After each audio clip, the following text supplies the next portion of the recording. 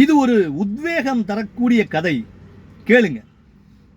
ஒரு காலத்தில் வலிமையான நாடுகளெல்லாம் தங்களுடைய நாட்டு எல்லைகளை விரிவுபடுத்த தீவுகளை கைப்பற்றும் முயற்சியில் இறங்கினர்.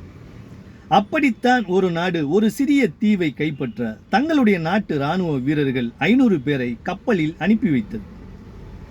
அந்த தீவில் 500 பேர் மட்டுமே வாழ்கின்றனர். ஆயுதம் இல்லாதவர்கள், ஆனால் அசாத்திய தைரியம் கொண்ட ஆதிவாசிகள். சென்ற கப்பல் சில நாட்களிலேயே திரும்பியது.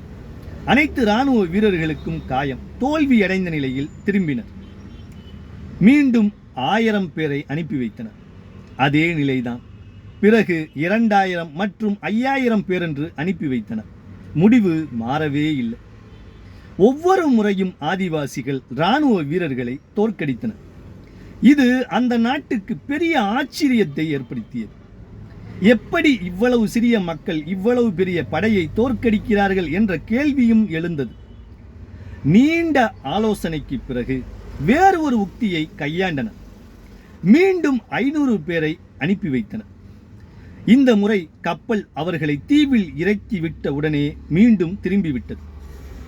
இராணுவ வீரர்கள் உயிர் பிழைக்க வேண்டுமென்றால் தீவை கைப்பற்றியே ஆக வேண்டும் என்ற நெருக்கடி ஏற்பட்டது. திரும்பிச் செல்ல வழியே இல்லை. இந்த முறை அவர்களுடைய முழு திறனையும் வெளிப்படுத்தி போராடி 2 நாட்களில் அந்த தீவை தங்களுடைய கட்டுப்பாட்டுக்கின் கீழ் கொண்டு வந்தனர். இங்குதான் நாம் ஒரு விஷயத்தை கவனத்தில் கொள்ள வேண்டும்.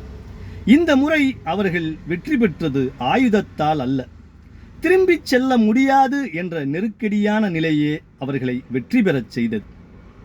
லட்சியத்தை எண்ணி மகிழ்வது அல்ல வெற்றி, அதை அடைய முயற்சிப்பதே வெற்றி. நன்றி.